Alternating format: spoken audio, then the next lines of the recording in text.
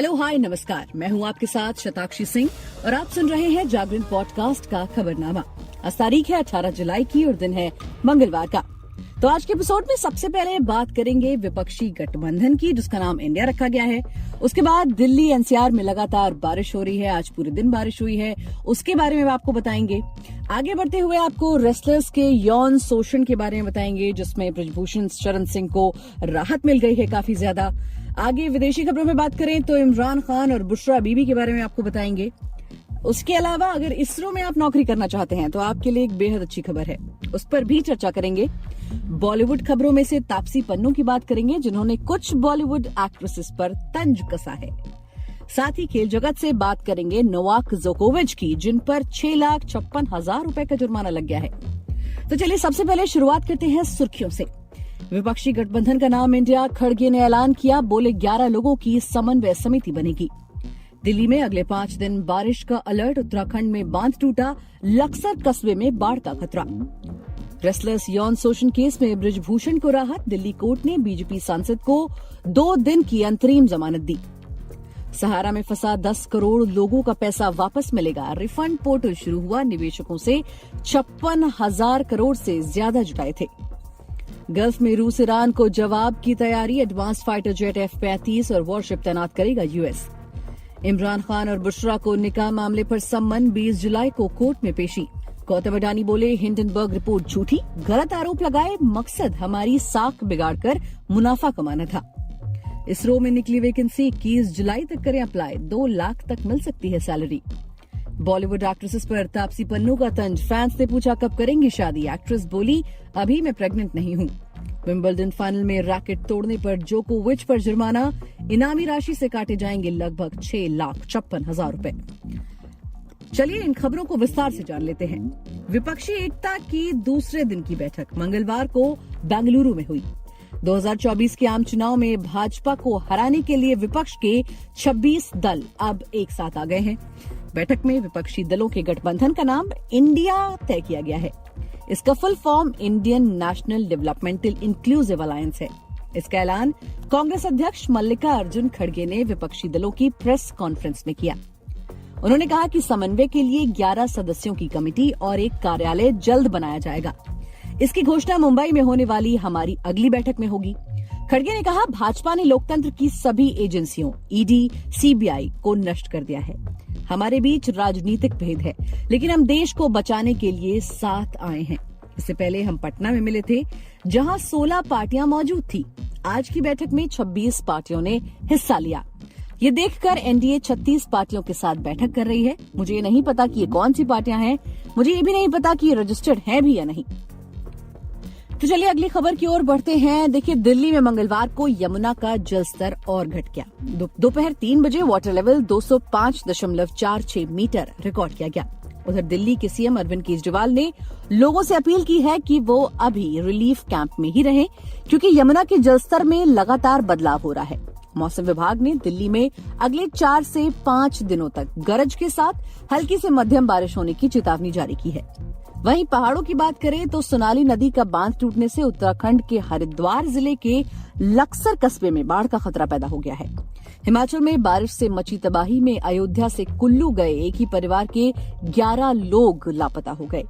शिमला में भारी बारिश और भूस्खलन के कारण कालका शिमला ट्रेन लाइन पर 6 अगस्त तक ट्रेनें रद्द कर दी गई हैं। वहीं दिल्ली में कुछ रास्तों में डायवर्जन किए गए हैं, उन पर भी एक बार नजर डाल लेते हैं। कांवड़ यात्रा को देखते हुए रूट डायवर्जन किए गए हैं, जिससे लोगों को कुछ राहत मिली है। शिवरात्रि के जलाभिषेक के बाद दिल्ली मेरठ रोड और मेरठ एक्सप्रेसवे को हल्के वाहनों के लिए खोल दिया गया है। वहीं सराय काले खां से आईपी फ्लाईओवर होते हुए गीता कॉलोनी अंडरपास से आईएसबीटी रिंग रोड कैरिजवे पर मध्यम हल्के वाहन चलेंगे। वहीं सराय काले खां से आईपी फ्लाईओवर होते हुए गीता कॉलोनी अंडरपास से ISBT ring road carries away पर मध्यम हल्के वाहन चलेंगे। मुकरबा से Wazirabad outer ring carries away को हल्का वाहन और बसों के लिए खोला गया है।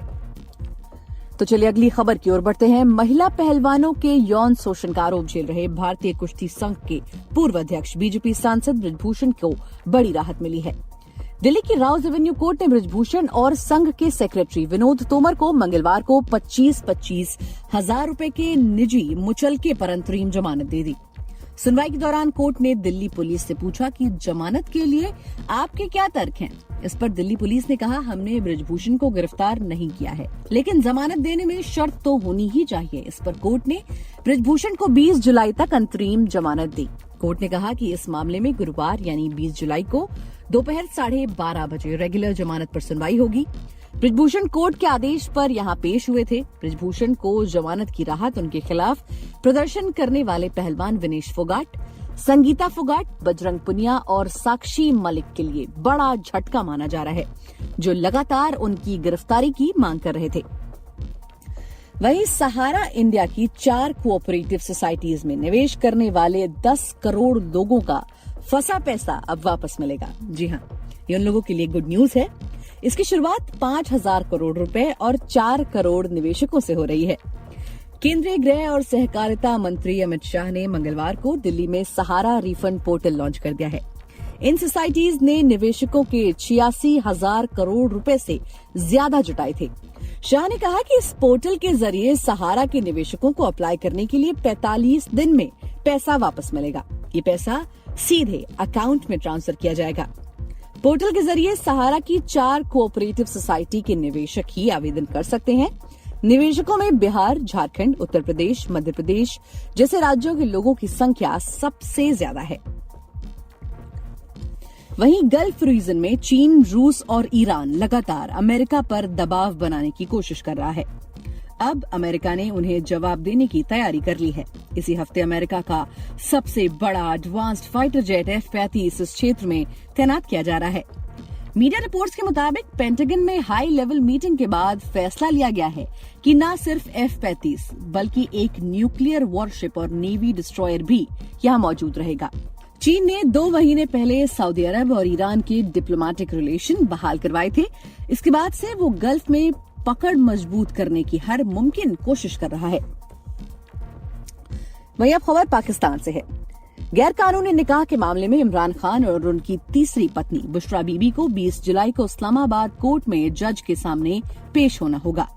दोनों को समन जारी कर दिए गए हैं। पिछले हफ्ते कोर्ट ने इमरान और बुशरा की शादी के खिलाफ दायर पिटीशन को सुनवाई के लिए मंजूर किया था। वहीं दूसरी तरफ जियो न्यूज ने इस मामले पर एक रिपोर्ट टेलीकास्ट की है। इसमें मुफ्ती मोहम्मद सईद के हवाले से कहा गया है कि इमरान और बुशरा का निकाह उन्होंने 2 बार खुद करवाया था, क्योंकि पहली बार हुआ निकाह शरिया कानून की शर्तों के मुताबिक नहीं था। इमरान और बुशरा के निकाह को गैर कानूनी और शरिया के खिलाफ बताने वाली याचिका को पिछले महीने सिविल कोर्ट ने खारिज कर दिया था। इसके बाद पिटिशनर मोहम्मद हनीफ ने ये याचिका डिस्ट्रिक्ट एंड सेशन कोर्ट के सामने पेश की थी। इस कोर्ट ने कहा कि सिविल कोर्ट इस मामले की जल्द सुनवाई करे और सभी पक्षों को अदालत में बुलाए। वहीं भारतीय अरबपति गौतम अडानी ने मंगलवार को America based short seller Hindenburg research की रिपोर्ट को झूठा करार दे दिया। अडानी एंटरप्राइजेस की एनुअल जनरल मीटिंग को वर्चुअली एड्रेस करते हुए गौतम अडानी ने ये बात कही।